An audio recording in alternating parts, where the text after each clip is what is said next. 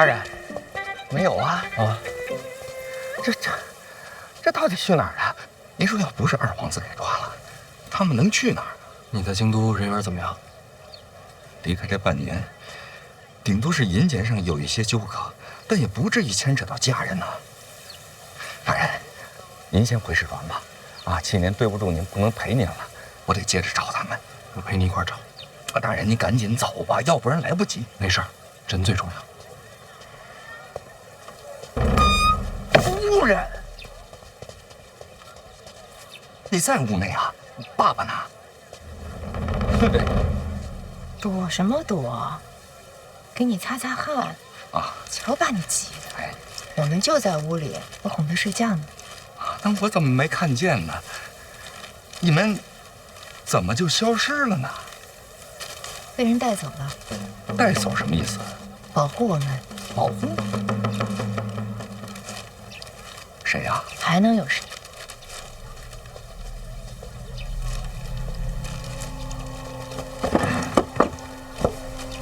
陈萍萍。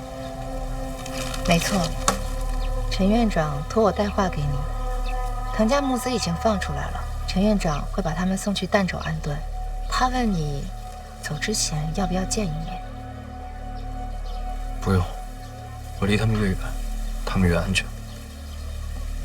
陈院长劝你尽快回使团。他到底想干什么？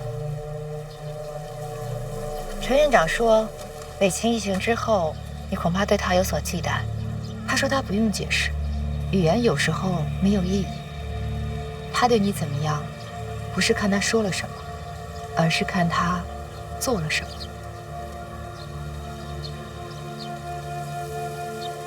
你能看透他吗？天底下谁能看透陈院长啊？夫人，照顾爸爸辛苦了，我跟大人得回使团了。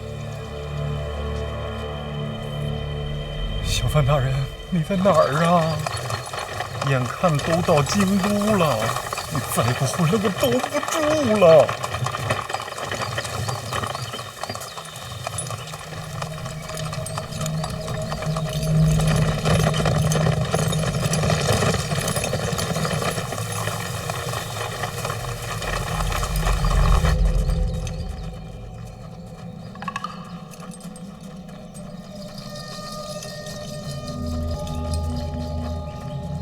看见了吗？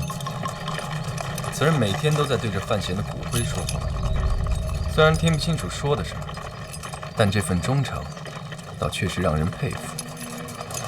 你在哪儿啊？到底啊？急死我了！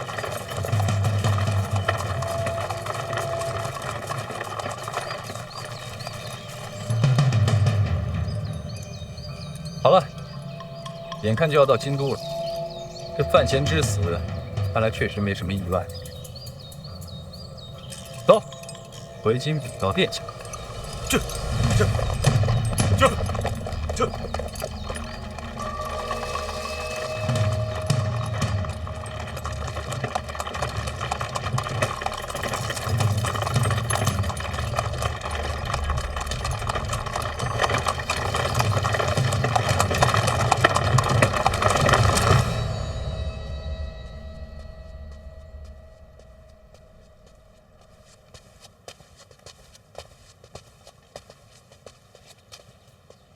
几天都没出门了？是，饭都送到屋里了。是不是生病了？能吃得很，我们还给他准备了好喝的酸酪，还加了水果，瞧着不像生病啊。屋里还有其他人？没有啊。说不准，孩子这岁数，做出什么都有可能。给我，你下去吧。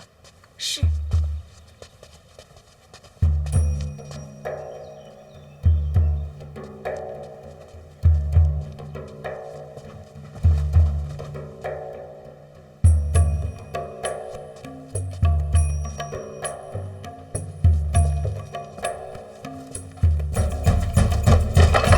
娘，要不您进来？哎，送了。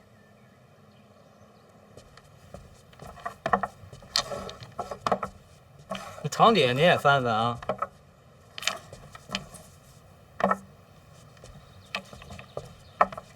那还一柜子。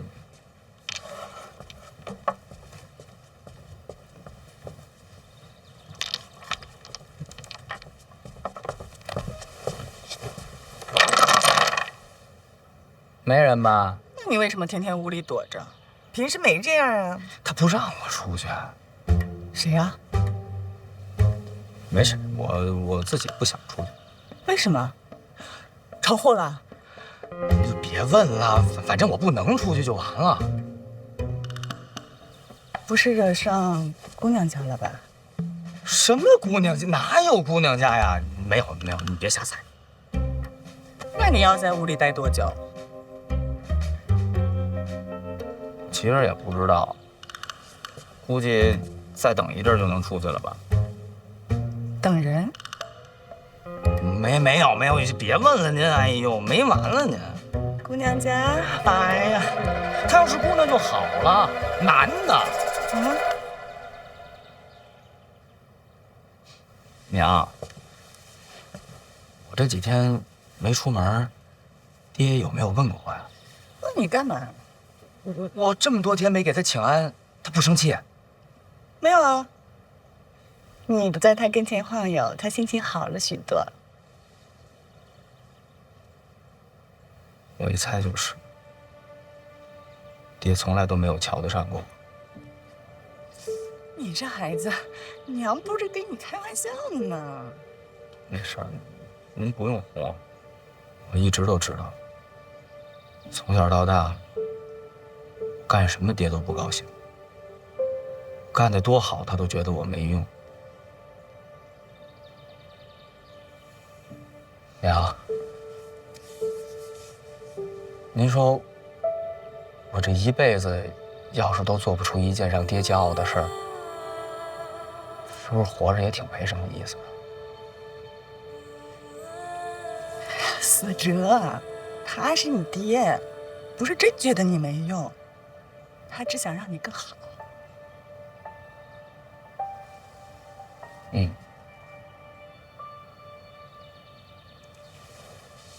现在可以说，那个男的是。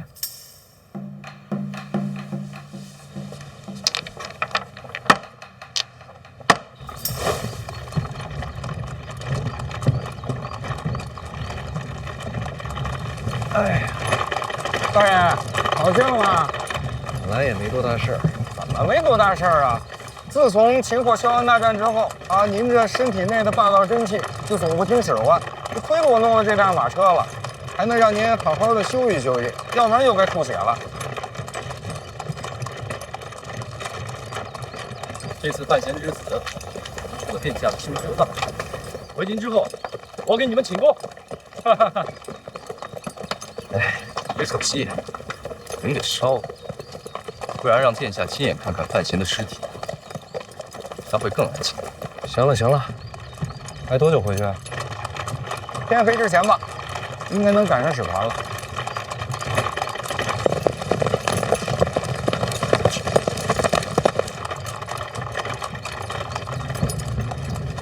我得出去透口气。哎，您再忍忍吧。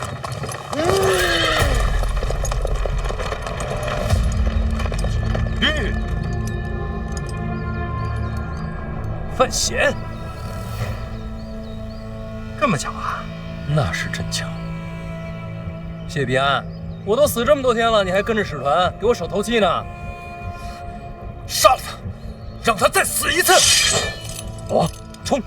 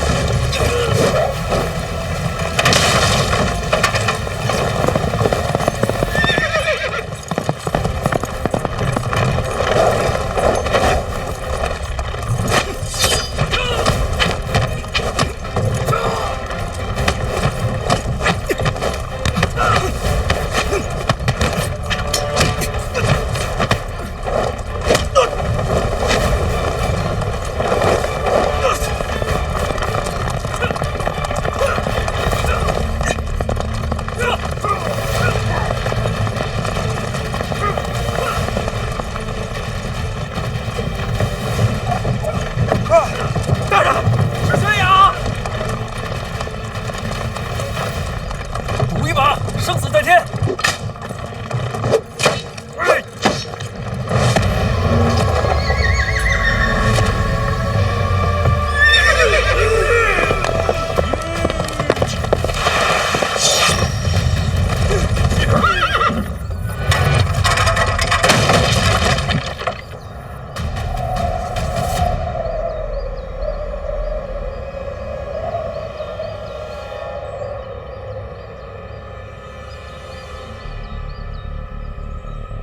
大爷，咱赌赢了，千里相送，终有一别，回吧。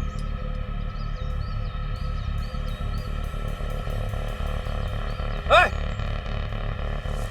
回去告诉李承泽，在京都等着我。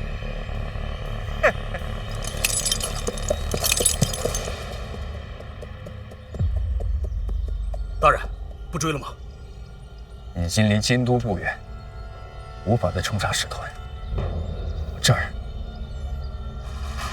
他就算真的哄不过来。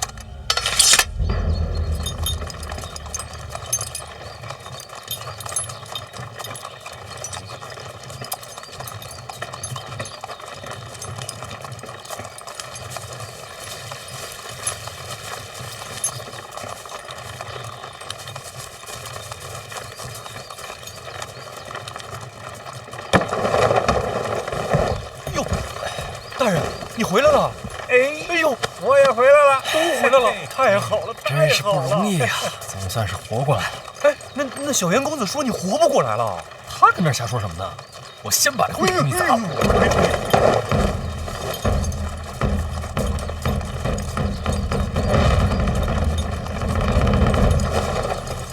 后边那车队谁的？哎呦，北齐大公主。北齐大公主啊，哪儿来的？啊，一路这不就跟着使团吗？你们刚走不久就跟上来了。北齐小皇帝新下的旨意，要跟咱庆国联姻，这一路上跟着使团，天天催路程啊。多亏小严公子据理力争，这才每天走得慢点儿。嘿嘿嘿嘿嘿。哎，跟谁联姻？咱庆国大皇子啊。大皇子，大皇子不是常年在外领兵打仗吗？怎么成亲呢？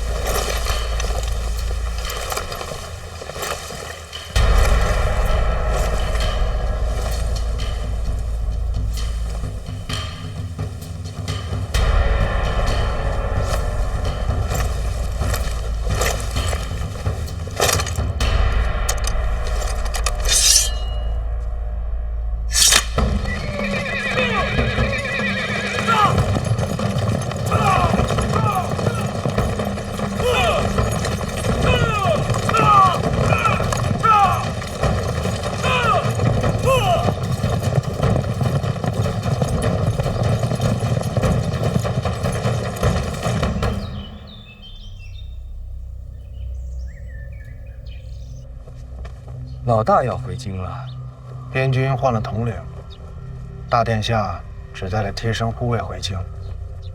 这么多年，怎么忽然把他给调回来了？听说要成亲，北齐大公主要和大殿下联姻。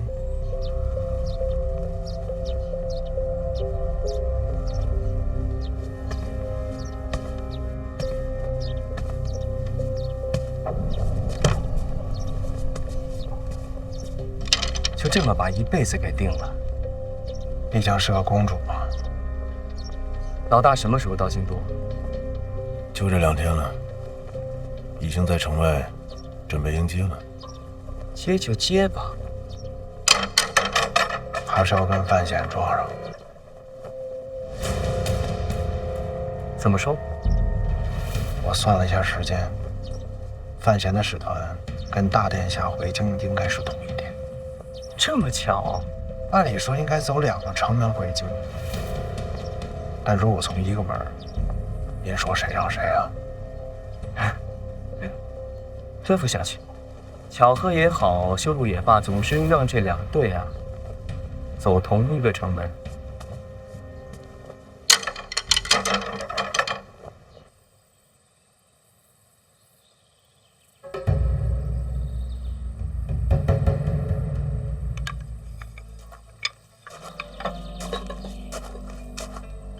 范闲？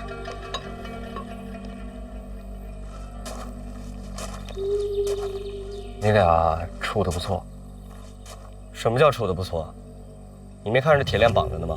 看见了，说明什么？他不是庆国人，怎能不防？那你杀了他不就完了？还天天守着？杀了他，对我并没好处，也没坏处，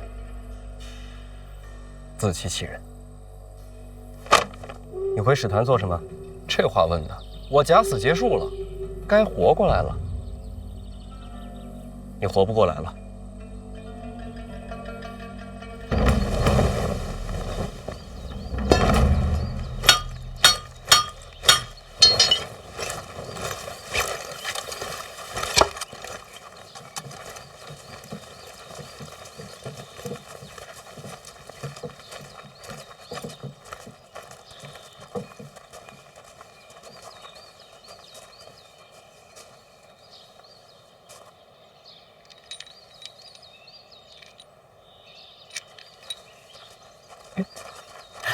高大人，高大人，老王在呢，拿着，这干什么？拿着，有事瞧我呀？哎，自家兄弟啊，以后用不着啊。这是北齐的银子吧？你怎么知道？味儿不一样啊。哎，老高，给我这银子干什么用的？赔你的。赔什么？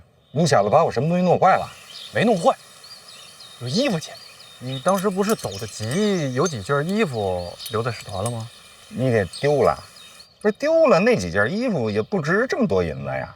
丢什么丢啊？在我手底下还能丢衣服？好，不是那没丢，你赔我什么呀？让人买走的。买走了？不就那几件破衣服，他能卖这么多银子？你是不知道，使团这一路每过城镇都是人潮蜂拥。拥什么拥？是收旧衣服啊？咱能把这收衣服的事情先忘了吗？人家都是来祭奠小范大人的。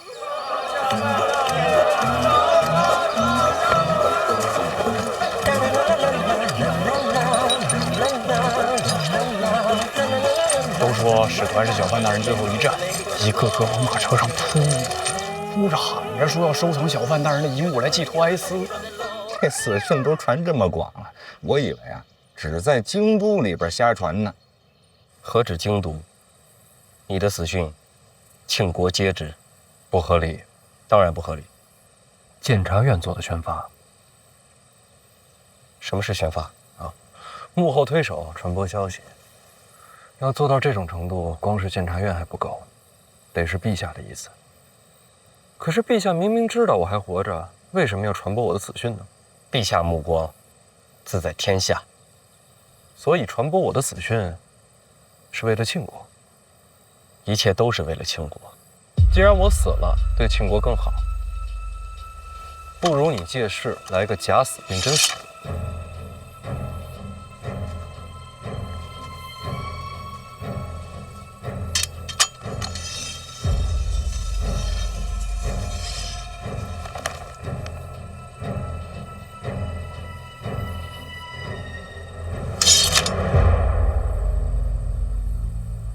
你想怎么样？我得活着回京都。李承泽的事儿，我要查到底。不是我不让你活，是你没法活。我明白。除非我的假死合情合理，忍辱负重，才不算欺君。最好顺便把这个文坛传承的事情也做实了。这怎么可能呢？北齐大公主是不是也在使团？你要做什么？她人怎么样？反正就是个公主嘛。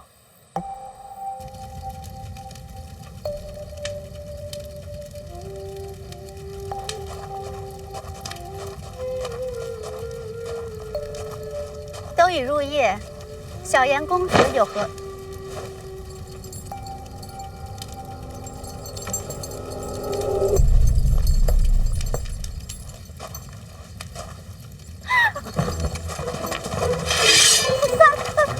范闲，你不公主见过我？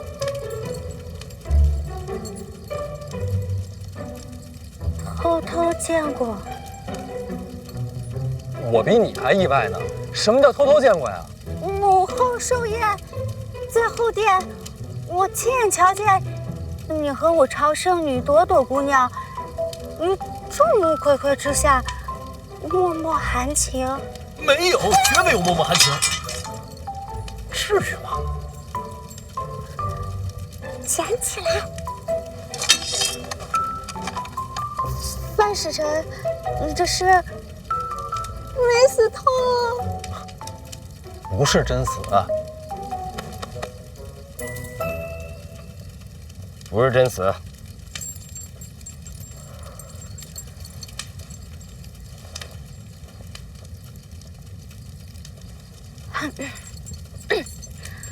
没事了，散了吧。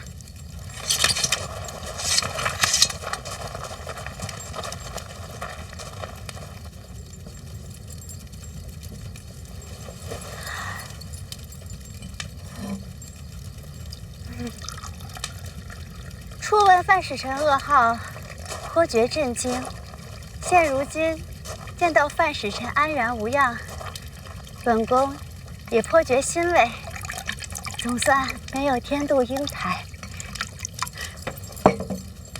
公主很少出门吧？身为公主，怎能擅出宫门？明白了，所以有些紧张。大齐皇室无论在何处，都得荣辱不惊，怎会紧张？行，明白了。公主殿下，咱们聊点正事儿。啊？你来之前，你家小皇帝和太后跟你交代什么了？都下去吧。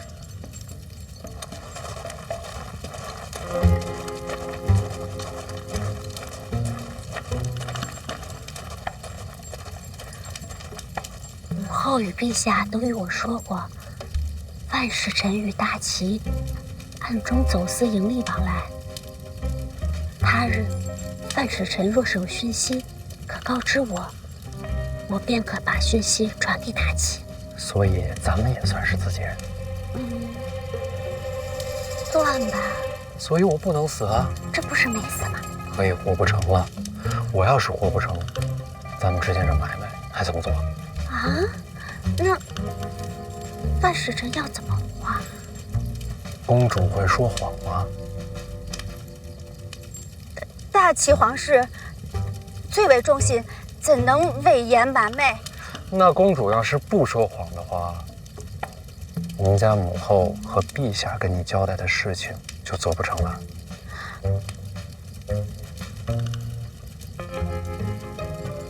那我也不会啊。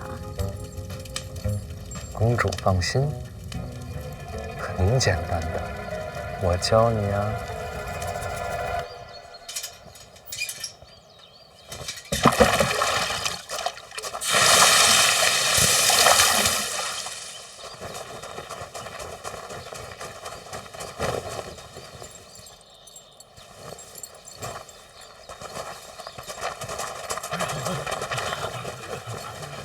怎么了？啊？怎么回事啊？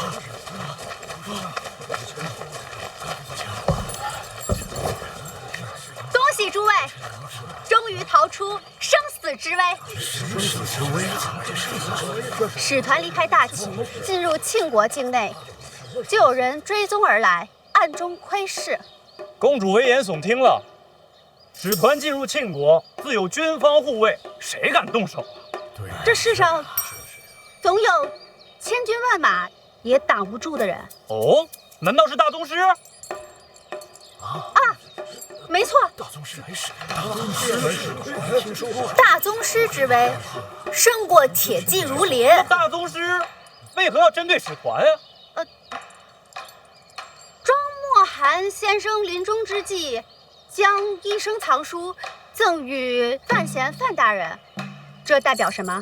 这当然是代表文坛传承啊！没错，文坛盛世总在两国之间，其他人心中怎么想？是境外蛮族，是杜一城。公主怎会知道大宗师会出现呢？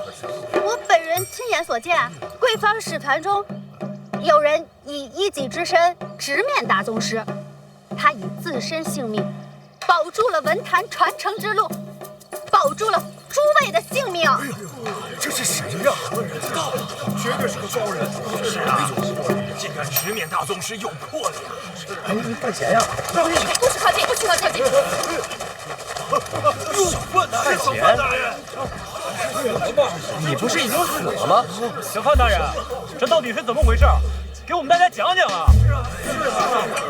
讲讲。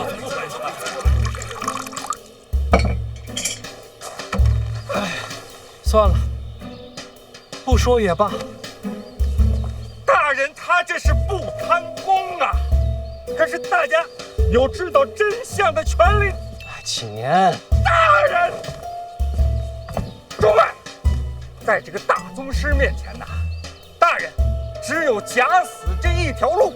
只有小范大人他死了，那所谓的文运才能无人继承，那位大宗师也就不用杀入使团，才确保了大家的安全呐。原来小范大人假死是为了救我们，为了倾国呀！不值一提。公主啊！凑巧此事被公主撞见了。多谢公主为范某隐瞒。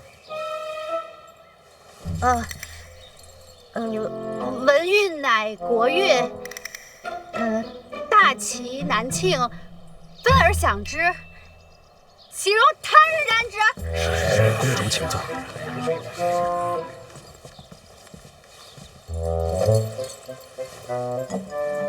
公主喝水。敢问小范大人，对手是哪位大宗师啊？未曾交手。这大宗师若是真出了手，我怕是已经死了。只不过远远瞧见那人用剑。哎呦，你就白问，大宗师就4个，除了北齐大靖，还有谁呀4支箭呢？我没看清楚，可不能乱说冤枉好人呐。没看清楚的事儿不能乱讲，万一人被这事儿杀过来怎么办呢？对，多亏了小范大人呐！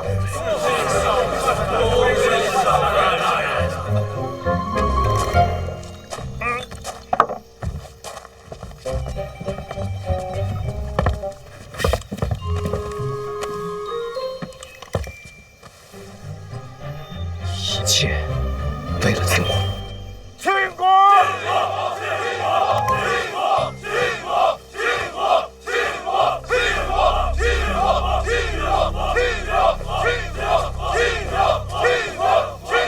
大家安静，给大家半个时辰的时间，整装拔营。半个时辰之后，准时出发。小范大人安然无恙，是庆国的幸事，速将此消息传回京都。是啊，小范大人天下倾国之福啊！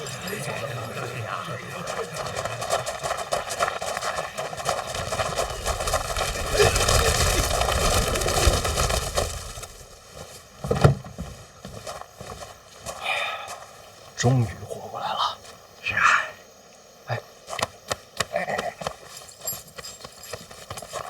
小范大人，你不怕那4国剑亲自赶来？他要是为了这点事儿啊就能赶来，那他早就赶来了。啊！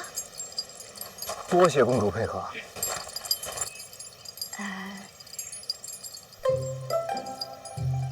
范大人，有件事不知能不能问上几句？你问呗。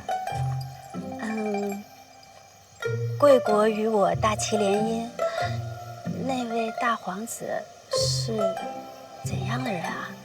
大皇子常年领兵在外，我跟他没见过。哦。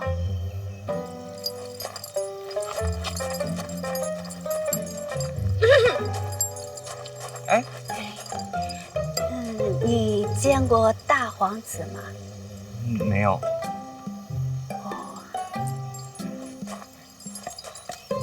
哎，您慢点。小莲公子，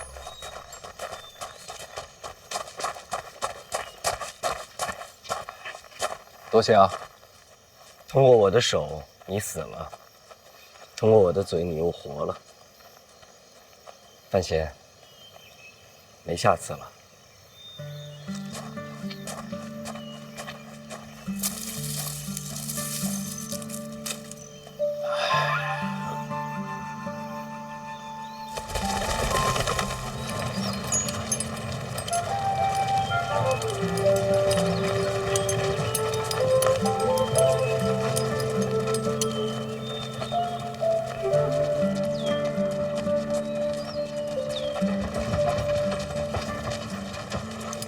哎，国王啊，前面来一人啊，是来接使团的吧？怎么一个人跑过来了？哎，这人看着眼熟啊！啊！哎，小范大人，哎呀，你可回来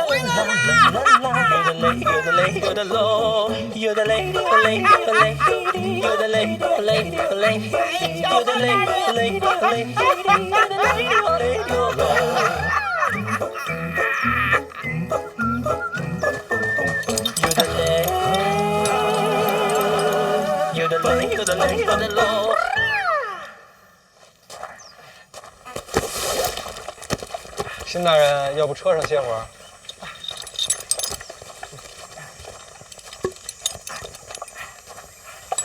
哎，辛大人，哎，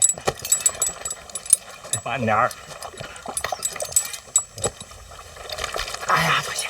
哎呀，多谢！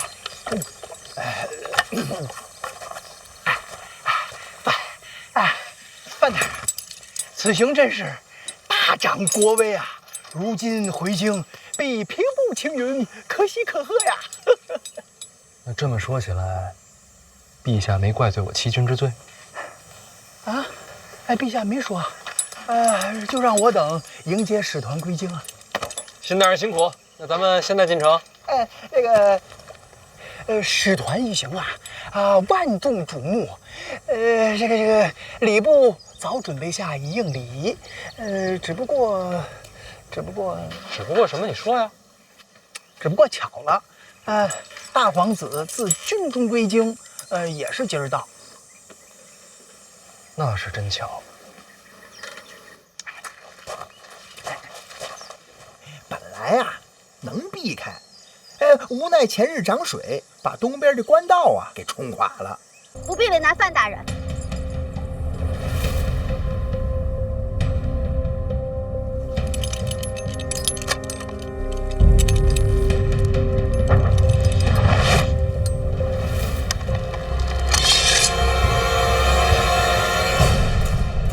太子殿下到！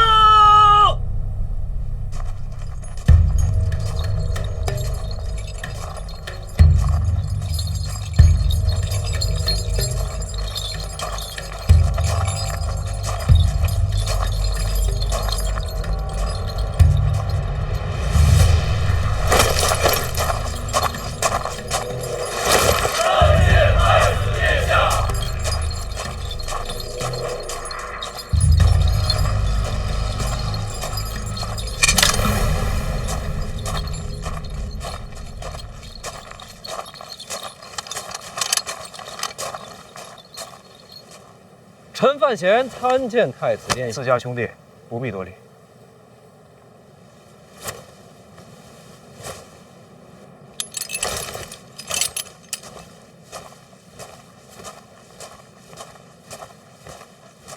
大哥，参见太子殿下。你是我大哥，怎么能你拜我呢？常年在外征战，都瘦了。瘦不要紧，在外奔走，心情愉悦。要不是圣旨，我还不想回来呢。你得回来啊！不知道坐队里的多想你吗？哥，抱抱。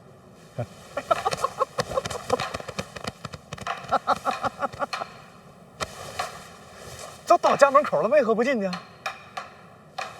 不是我不想进去，实在是被人拦着了。啊？谁敢拦你啊？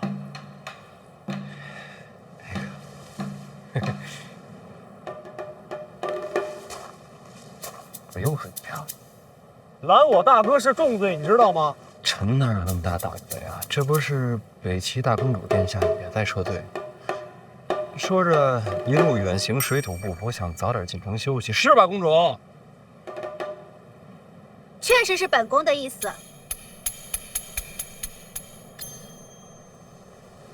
公主稍安勿躁啊，车内安坐即可。战死军马，本宫陪夫就是。可不便宜啊！我身为大齐皇室，这份担当总该有。那你比我有钱，我是赔不起。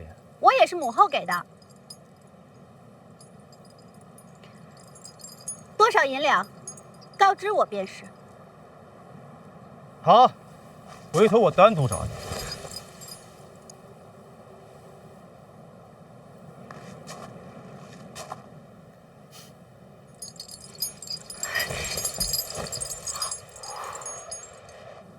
大哥，公主是你未来的王妃，我未来的嫂嫂。可是人家范闲夹在中间，确实有点难办。当然了，如果你想出这口气的话，做弟弟的一定好好教训他。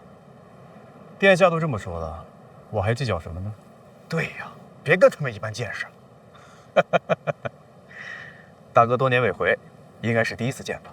我呢，正式给大哥介绍一下，这位就是咱们大庆国的青年才俊范闲。臣参见大殿下。我知道他，婉儿的夫婿吗？哎，对，现在还在给院长帮忙。监察院提司，好大的官威啊！大哥，那婉儿不就宛如咱俩的亲妹妹吗？那看在婉儿的份上，咱们放你未来的妹夫一马。殿下真的以为我是为了拦路生气吗？那大哥是为何呀？成婚可是大事，可如今呢？父皇说，只要娶了婉儿，就能够接手内库的财权，然后他就出现了。他要娶的到底是婉儿本人，还是那数不尽的荣华富贵？自然是为了人，谁都会这么说。陛下开的口，非要搭上内库，我倒是不想要，总不能抗旨啊。父皇这旨意，确实胡诌了起来。二位虽然未曾谋面，但是以我对二位脾气秉性的了解啊，二位啊，一定可以成为挚友。天色也不早了，这二哥和三弟还在里头候着大哥呢。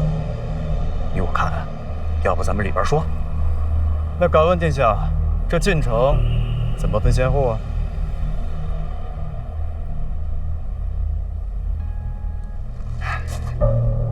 你来的可真是时候啊！那可不是吗？还是太子做主吧。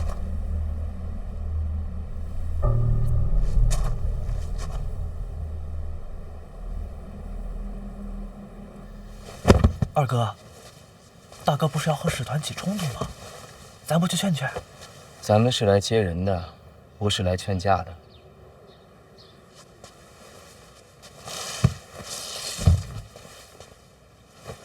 那太子殿下怎么过去了？太子跟我们不一样。那太子会帮谁啊？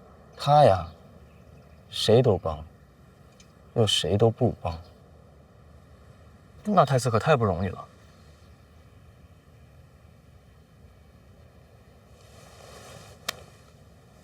活着都不容易。来了。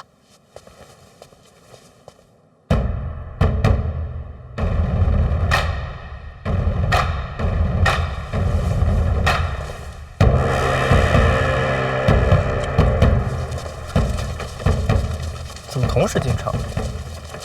获得一手好戏。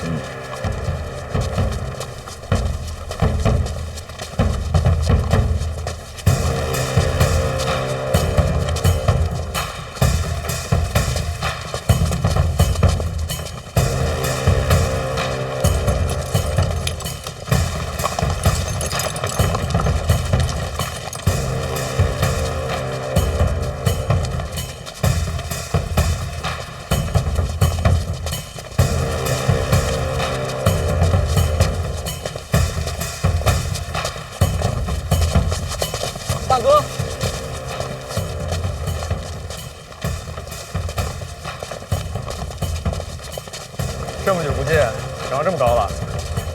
将来跟大哥一般高，也领兵打仗去。有这心就行。永未谋面，你瘦了。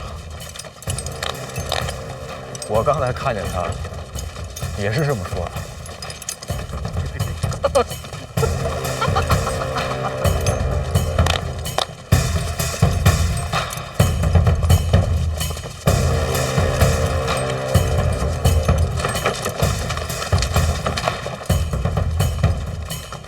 让大哥好好看看。结实了很多啊。早知道你跟大哥一起回来，我应该给你准备些礼物。殿下客气，您在路上准备的厚礼，我已经收下了。真的？我都忘了。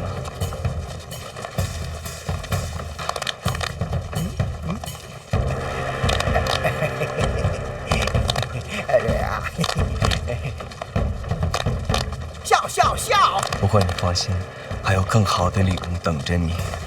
那就期待。哎，要说还是咱二哥面面俱到。太子殿下功高盖世，力挽狂澜。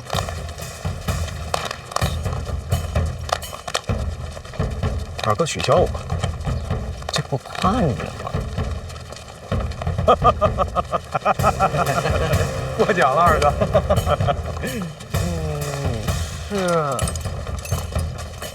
是你。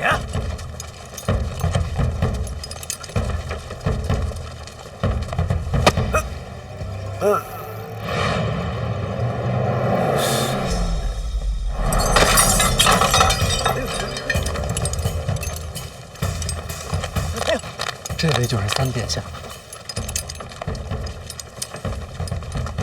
不是做梦，他是真的。躲什么呀？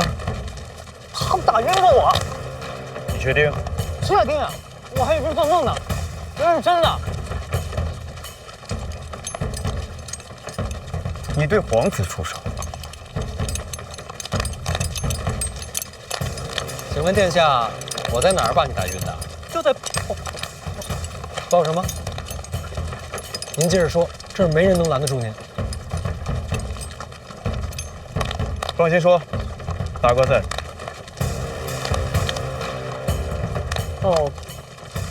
抱歉啊，我记错了。记错了？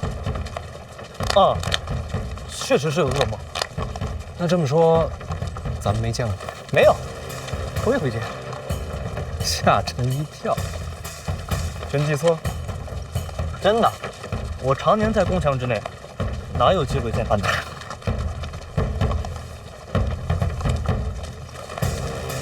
你们俩，我多问一句。不是说了，梦里见的。行，那臣就先告退了。急什么？久未谋面，不再多聊聊。归心似箭呐，出门这么久，确实想家想晚了。倒是难为你了。陛下口谕，宣范闲同诸皇子入宫觐见。这么早就见你，可能是因为刚起了军吧。大哥慢慢习惯，这就是我们的小范大人。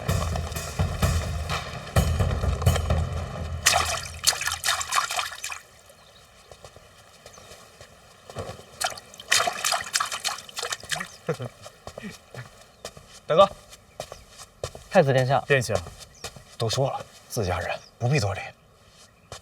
二哥好啊！刚才那个叫什么范闲，不是跟殿下在一起的吗？陛下召见，马上要开宴了，父皇单独见他，怕是要重罚。为什么？范闲出使归来，中途假死，闹出这么大事端，总要有个结果。听说是四顾见威胁，无奈装死。遇险是遇险，欺君是欺君，两码事。二哥这话严重了，毕竟对方是大宗师，情有可原。哦，太子的意思是，只要情有可原，人人皆可欺君。我可没这意思啊。随口说说，别害怕。不要私下擅论朝政。陛下到。参见父皇。陛下。啊，都坐了。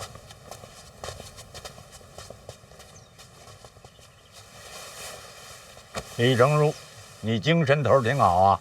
多年未见，父皇身体可好？死不了。坐。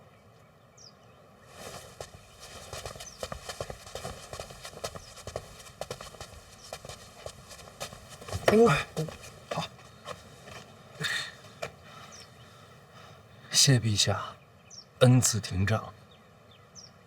坐下吧。臣范闲，谢陛下赐罪。妈呀！今天和大家一起吃个饭，顺便听听范闲的北齐之行有什么奇闻异事。范闲，回陛下，北齐一行顺利把严冰云接回京都。北齐那边呢，沈仲死于上山虎枪下，政局有些动荡。朕只关心神庙的情况。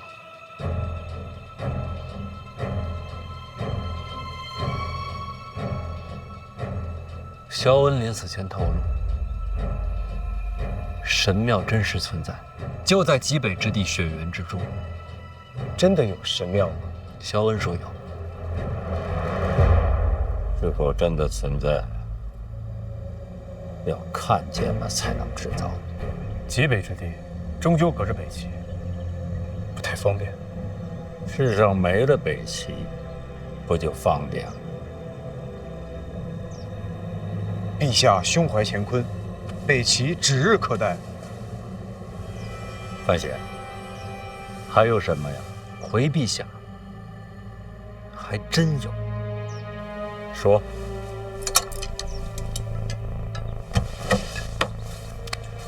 沈仲临死前向臣交代，北齐锦衣卫常年与我庆国有走私往来，而我方行此事者就是长公主与二皇子。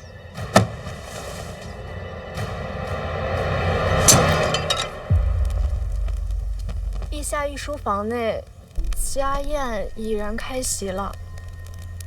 范闲没走，回皇后，范大人留下了。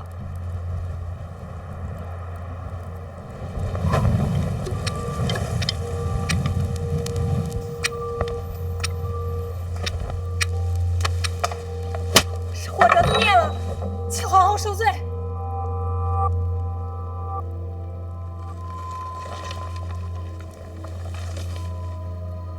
外臣入席，我这个皇后倒没资格。假人。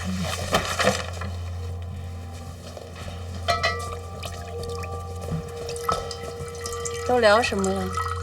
回皇后，范闲参二殿下和长公主，罪名是与北齐走私。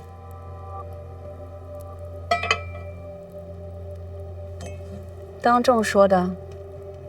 是，几位殿下都在。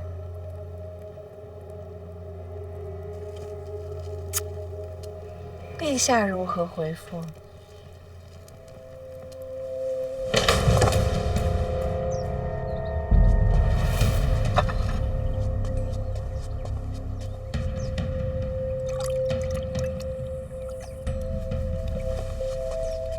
陛下息怒啊！以儿臣对二哥的了解，他不可能行此等事啊！这其中定是有什么误会吧？陛下，臣领罪。臣与姑姑从没做过愧对庆国的事情，可小范大人如此人物，若没实证，怎会妄言？臣或许是做错了什么事，让小范大人有了误会。小范大人，范闲，你公然举证长公主和二皇子，可有人证物证？沈仲就是人证。人证呢？人虽然死了，但做过的事儿总能查得出来。人死了，没有任何凭证，你敢指责二皇子？你是什么人？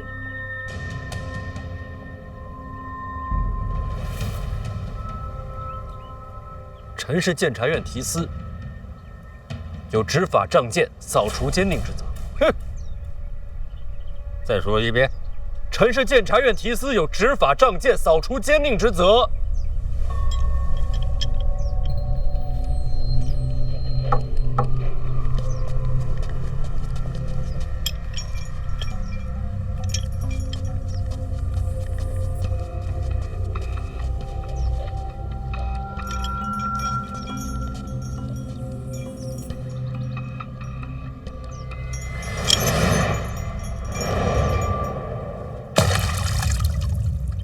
父皇，这范闲确实可气，在城门外还拦了我的马，原来见了你也是一样。看来他天生就这脾气。您息怒啊！是啊，陛下，您息怒啊！陛下息怒啊！父皇息怒。你们还有别的事儿吗？陛下，儿臣今日其实有件喜事，想请陛下斟酌。喜事？是什么喜事？范闲虽有错漏，但毕竟出使北齐有功，加上才华经世，由此可见，范府门风博学渊渊，范府之女范若若，才女之名闻名京都，贤淑雅静，实属难得。晋王世子李弘成为人温厚，尚未婚配，加之对范府之女又倾慕已久，儿臣以为范闲与婉儿已有婚约，不如喜上加喜，牵上加牵，也算是成就了一段姻缘。说说婚事，并不着急。你倒是很会出奇兵啊！这门婚事朕准了。陛下。另外，范闲出使北齐有功，加封1等男爵。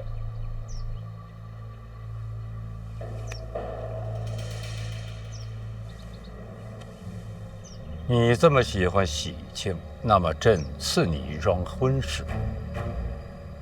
叶仲的女儿叶灵儿，与你非常般配，朕把她赐给你。我与叶灵儿也并不熟悉。好了，你们接着吃吧。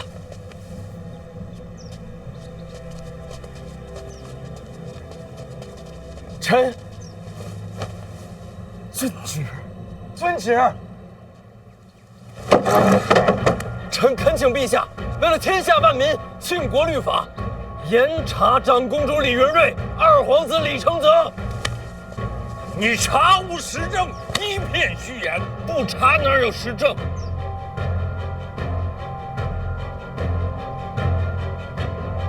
真是大清了你！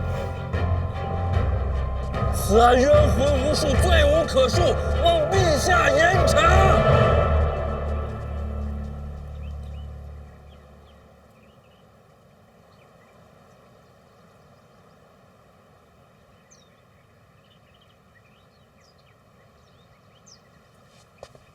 吃吧。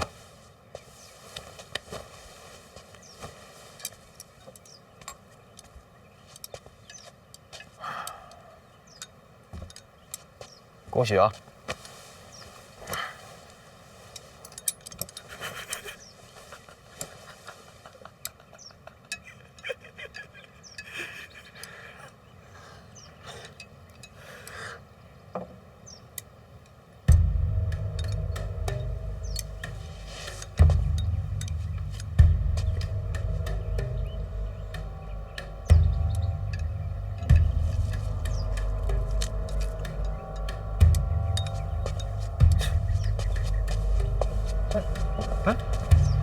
不是停当了吗？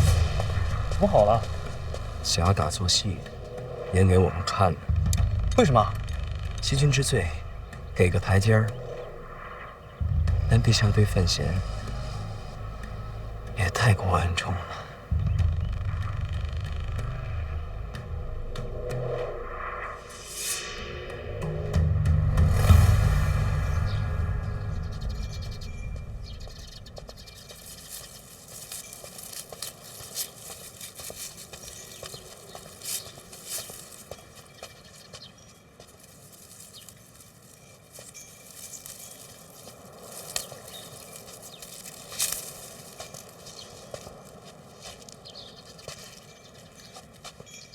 别灰心，毕竟二哥和姑姑是皇亲。其实我早都习惯了。这么多年，陛下还是偏信他多一点。他让圆梦坐镇抱月楼，就是为了这个。赐婚这一招，着实阴了些。你弟弟是抱月楼的东家，而现在管事的圆梦成了你妹夫的情人，这脏水算是给你们范家泼屎了。这是硬要把我扯上车，扯在一块儿了。你可别认命啊！陛下这话说的没错，有实证。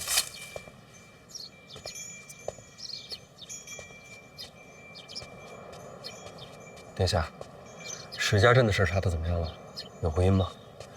走私物资都要从该处囤积转运，只要能查出老二和史家镇有勾结，这件事的实证就坐实了80%。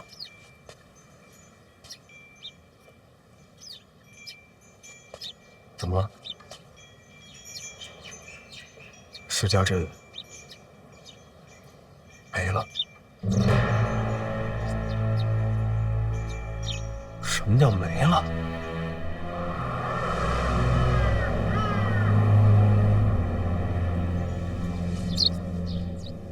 总不能一个活口都没有吧？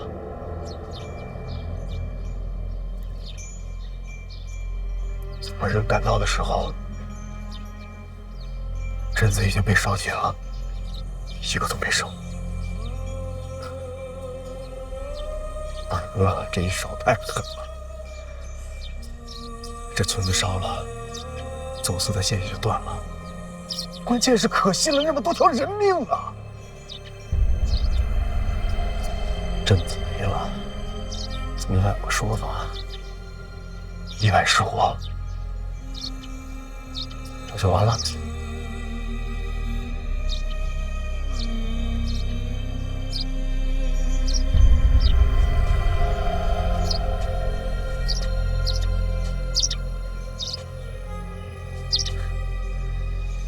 一手遮天啊！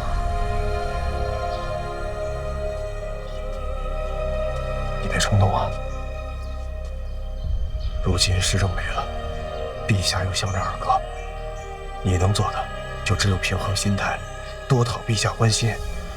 剩下的，咱们伺机而动。还有啊，监察院提司的位子得想办法讨回来，这个位置至关重要啊！皇后请殿下相见。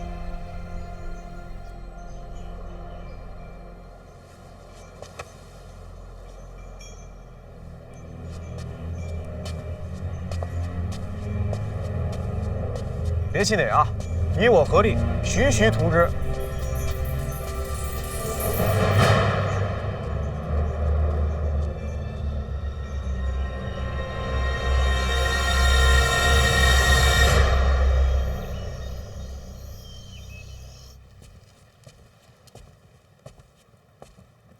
儿臣求见母后。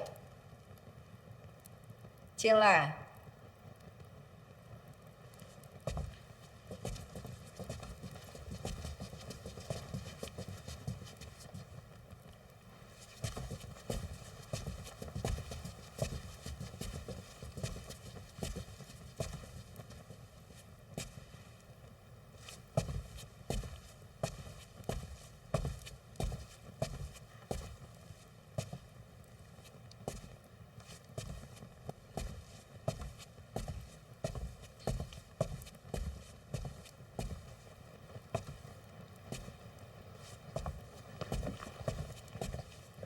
儿臣参见母后。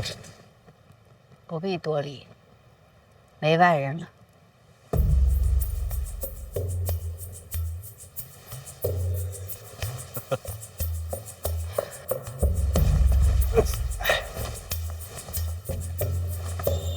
这整日里端着一台，我这身子都是僵的。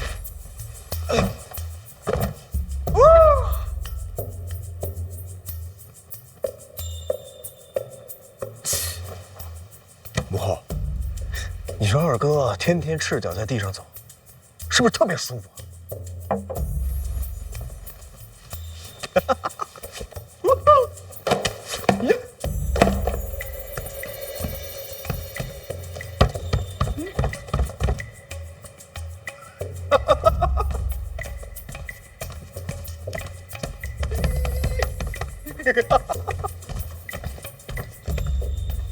确实不错呀。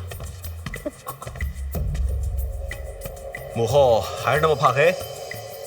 一向如此。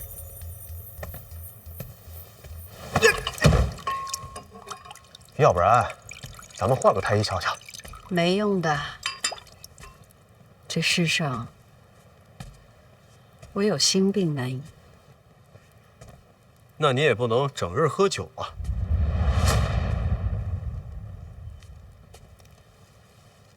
怎么？你是来教训我的？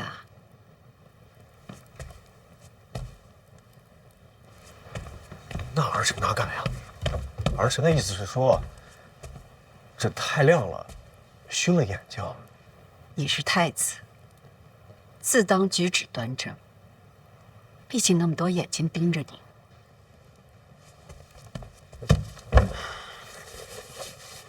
儿臣也就只敢在母后面前这样。1个月能挣这么多银子，别的地儿那是赚不到的。还有，大人是好人。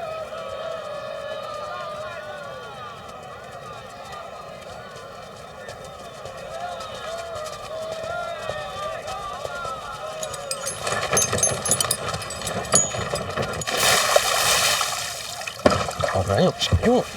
身边全是危险。大人，这世上的危险到处都是，唯独好人太少。话说回来，我算是哪门子好人啊？我身上毛病多的是，我怯懦、自私、贪婪、自负，有的时候安于现状，有的时候瞻前顾后。说穿了，我就是一个普通人。普通人遇到现在这局面，会怎么做啊？会怎么做啊？撂挑子不干啊！提丝也没了，线索也断了，我拿什么查下去？我凭什么查下去？与我何干呢？人啊，就是得学会独善其身。大人，您可千万别这么说。您的言行主张已经改变了很多人呐。谁呀？起码有我，王启年。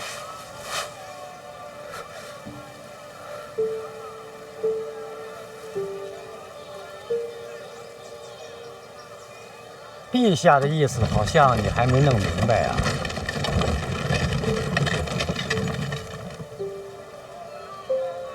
我明白，撤我提丝腰牌，赐婚李承泽叶家。谁不知道叶家有大宗师坐镇啊？这门婚事一成啊，李承泽将来就是前途不可限量。陛下呀，就是保护他呗。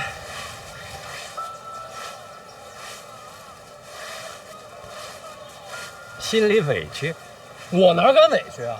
他什么身份，我什么身份？陛下护着自己儿子，应该的。所以你就不想查下去了？院长，我拿什么查下去啊？皇子犯法，我冒死进京向他进谏，他不听。好，我听他的，我活着回来，重新向他进谏一次，他还是顾左右而言他。我说什么有用吗？这世上我能相信谁啊？我能相信他吗？我能相信你吗？你信不信我没关系。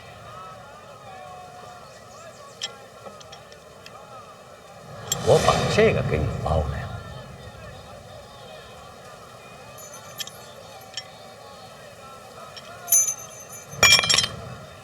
陛下把它扔到水里，说过要撤你的提丝吗？今天的所言，所有人都能看出陛下在护着李承泽，所以从现在开始，这件事就算过去了。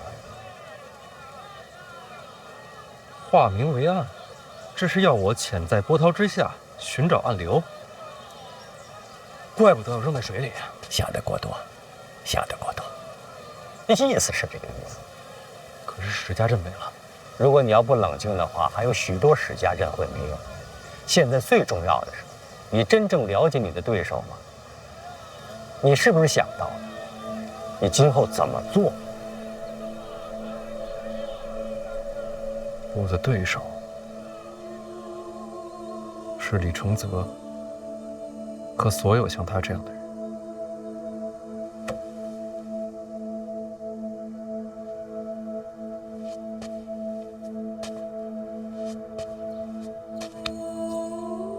我不是我娘，做不到为了改变这个世界而活着。但我活这一世呢，最起码想要做一个自以为的好人，让我的良心能平静一些。我不想再看到滕子京死了白死那样的事儿，也不想再见到老金头那样无处伸冤的百姓。我要替他们说话，我要替枉死之人找回公道。所以你就要冷静下来，收敛锋芒，从头再来。监察院提司虽然权重，但孤身一人。你来京都很久了，应该有属于你自己的麾下。有王启年，报告。诸葛还记得吗？自然不敢忘。诸葛死后，一处没有人知道。我建议你呢，这个提司先把一处担起来吧。一处监察京都百官，牵扯极广，既是是非之地，又是鏖战之处。你刚才说想为民发声，搞垮李承泽，这个位置最好。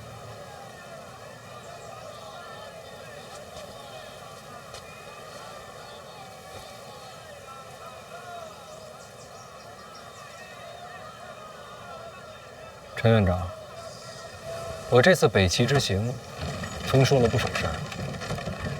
好啊，见世面。是不是我这一生都在你们掌控之中啊？如果我说我在帮你，你信吗？我敢信吗？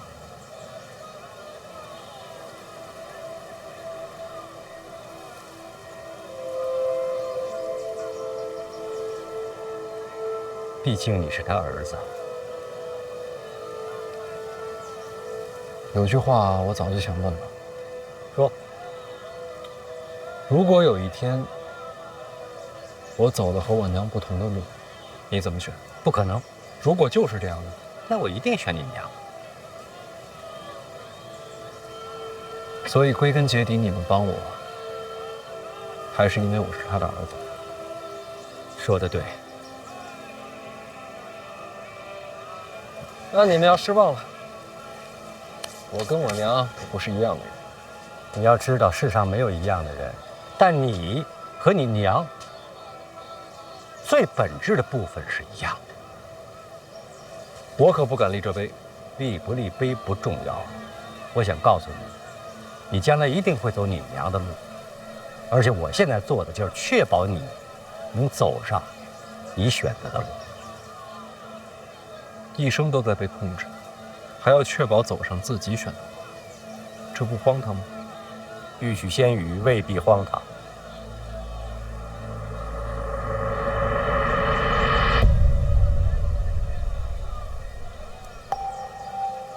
你是早就想好了？我曾经说过，你想做什么，我都会在。虽然我骗过你，但这句话是真的。那你现在还有什么瞒着我？当然有，但要保密。我还能信你吗？可以呀，但不能全信，人心难测。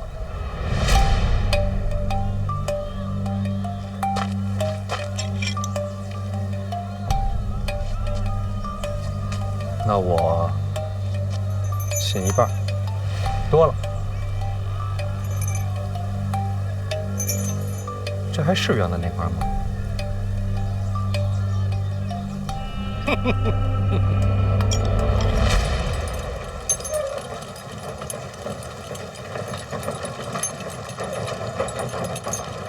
批我想见你的人来了。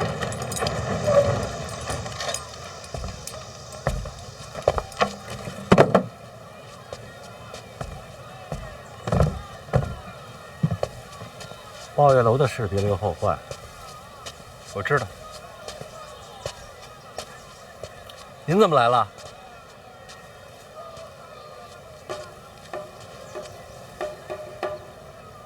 这是范闲，姓范，是我儿子。知道，没人给你钱。咱们庆国最讲究的是什么？是不是孝道？有没有父慈子孝这一说？有啊。远行千里回到京都，不是见驾就是见你，成何体统？他这是生的什么气呀？我没生气，我气什么呀？